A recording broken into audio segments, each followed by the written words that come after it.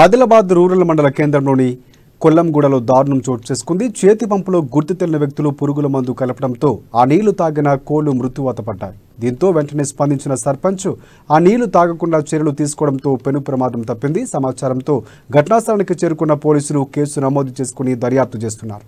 బాధ్యులపై కఠిన చర్యలు తీసుకోవాలని గ్రామస్తులు డిమాండ్ చేస్తున్నారు.